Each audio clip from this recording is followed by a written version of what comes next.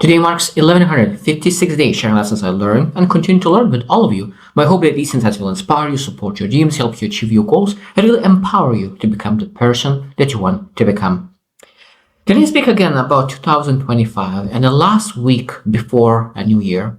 And what are you supposed to do? What are you supposed to do? I think that every single person has a different idea what kind of activities we're supposed to leave for the last week.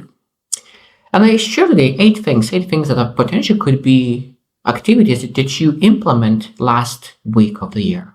I think that in my mind, the last week of the year we're supposed to slow down. We're not supposed to rush because a lot of times we do so many different things during the year. But sometimes it's very important to really slow down. Slow down because sometimes moving slow is the speed that we want. Because when you slow down, you're able to see, okay, what happened in 2024? What kind of reflections do we need to make? So let's get started with what kind of things that we really need to do the last week before New Year. So number one, reflection. That is, again, looking back into what happened in 2024. And I think that the biggest thing is that you always need to look at, okay, what kind of things that I could be grateful for? So gratitude is a very good key part. I truly believe that gratitude is one of the strongest words in English language or any kind of language, because gratitude is a thing that really allows you to appreciate things. And I always say, what you appreciate appreciates. So that means if you appreciate the small things that you achieved in 2004, that means you expanded in 2025. Because if you don't have anything to appreciate what happened in 2024, I think that you're looking in the wrong lens. You're looking in the wrong things. Because we have 100,000 things that happened. And we choose only a couple of percent, 1, 2, 3 maximum percent what actually happened. So that means what you chose might be the negative. It might be that 90% of what happened in last year was negative and 10% was good. We still are able to choose to focus on that 10% or 90%. It might be that 90% in your last year went perfectly, but 10% was not that good. But if you choose those 3% that you're looking at in only those negative things, how you will feel about your year, how you will feel about it. You will feel sad, disappointed. And because if you feel sad, disappointed, maybe you will not have energy to start new year with a new energy. So reflection is a very key part, and understanding that reflecting well is very, very important, because when you reflect, we need to look into what I'm able to appreciate. What are the blessings? What are the things that I could say I want to appreciate more next year? A list of gratitude. Number two, I think that we need to understand that we need to really set new goals. It might be that I think that we need to understand that we need to revise our vision to understand, okay, I have a vision of my life. Is this vision still my vision? Because I changed during this year. Maybe I need to pivot, change things, choose a path different. Maybe there's something that I need to add. So that means what kind of goals is 2025 that aligns with that vision. So 2025 goal aligns with that vision. Now, of course, if you don't have vision, what you do next? Find out what is the vision, and then plan, and what kind of goals for 2025 allows to achieve that vision.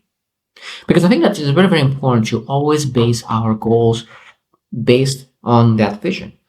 Because sometimes we just create a goal and we do not have any understanding why we have that goal in the first place. Now, moving somewhere is important, better than nothing. But when you have that clarity, I think that is very, very important. Number three, and I think that is very, very powerful: declutter and organize. I think it's very easy to add more things into your life, and then at some point you just break and you realize that, oh, I just doing too many things. And I think that we need to do on constant basis, and that's reflection that helps. On constant basis, declutter. You have so much food on your plate. I said, I will not eat this, I will not this, I will not use. And then when you have simplicity in your plate, it's so much easier to be productive, organized, move fast, execute fast, and gives you clarity that you need to really execute and use your energy wisely. Because energy is the most important resource. Energy is the most important resource. So that means if your energy goes to the things that actually do not add value to you, That means that you're not able to spend the energy that things that really move the needle forward.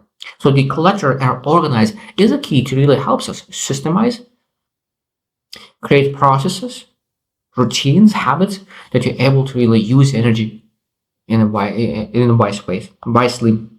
Number four, reconnect with loved ones. I think that this is very interesting. I think that we need to understand that we need to reconnect loved ones. In a sense, could be reconnect with yourself as well. I think sometimes we forget about ourselves that we need to reconnect with ourselves. So this is part of internal work, that's reflection, understanding who you are, what are your vision, what are your inspirations, what are your values, beliefs, roles, all those things. But when you reconnect with yourself, you gave yourself enough time. At that moment, you're able to reconnect with loved ones. Because I think that priority was always supposed to be as internal world. What is internally? Did you reconnect with yourself? Do you understand yourself? Do you build yourself? At that moment, of course, loved ones, your inner circle, most important people, of course, they deserve your time. What is the best time to really give your time? Maybe this is last week of the year when everyone is spending time with their family. Number five is personal well-being. Again, this is, I could not emphasize enough how important is personal well-being, because the number one thing that why I think that personal well-being is, besides emotional, besides mental strength, that energy resource, as I mentioned, well-being, physical health, because when you have energy, you're able to use that energy to achieve anything in life. You're able to make more money, you're able to nurture relationships, you're able to nurture yourself. But if you don't have energy, how are you supposed to really achieve things in life? That's why it's so important to invest so much time to really have that well-being taken care of. But includes, of course, that includes everything. That means in emotional health, mental health, physical health, or spiritual health. All those things are very important, because if you neglect one of them, that will be a bottleneck towards your success. Number six is celebrate. Celebrate. I think that's very important. It's not, we need to emphasize that. Because when you celebrate small achievements, small milestones, small goals, you're able to achieve big goals. Because celebration, one of the key aspects is that we're able to energize ourselves. Because again, this is a part going back to energy. Energy is the most important resource. So when you celebrate your achievements, when you reflect on as a new year came in, and all the things that you celebrate, maybe you celebrate your mistakes that you learn from. I think this is a beautiful part to celebrate. When you start celebrating your mistakes that you learn from. So you're not celebrating a mistake, you're celebrating this lesson that you learn from it. That's a big part. I think that's when you understand that those big misjudgments, mistakes, disappointments, setbacks brought you lessons. And those lessons you are able to celebrate. Because now you know if that exactly the same session will happen, you know that you will perform differently. And that is very powerful knowledge to have. Number seven is give back. Give back. I think that is very, very important. I truly believe that on earth we are here to serve, not ourselves, but others. So how do you give back to others? It could be a kind word. So the worst case scenario, if you don't have any other way to give a kind word. Give a smile at the end of the day. Giving back a smile, because sometimes just giving a genuine smile is a powerful tool to uplift someone else's day. Is that important to uplift someone else's day? Hell yeah. It's very, very important to uplift someone's day. So kind word, genuine smile. Maybe, of course, you're able to volunteer. Maybe able to mentor. Maybe able to do what you're able to do. And it doesn't matter what it is, just to give back. I think it's very powerful, because we understand that why we do our things. And number eight is like plan something fun. And that could be a lot of different things. It could be adventure. It could be even giving back is could be a lot of fun. Maybe reading a book as well. For some people, it could be fun, it could be not. But I enjoy reading books. I think that's an amazing thing sometimes when I rush, do work. At some point, just going for a walk with the book in your hand and reading during the day, or even listening audiobook in the evening going by the water. That's the beautiful, fun experience for me. So what is fun for you? What would you love to do in the last week? I think there's a lot of lessons exactly what he was supposed to do.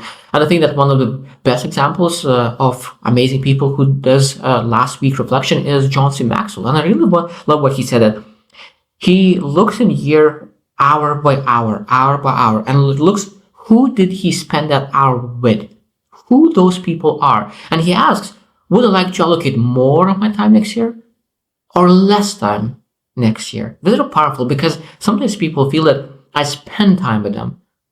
And so other people is I invest my time in nurture, maybe develop those leaders, other people. So that means that we need to understand, okay, who are those people that you spend time? So that means we need to spend less time. And there's some people that you would love to invest more time.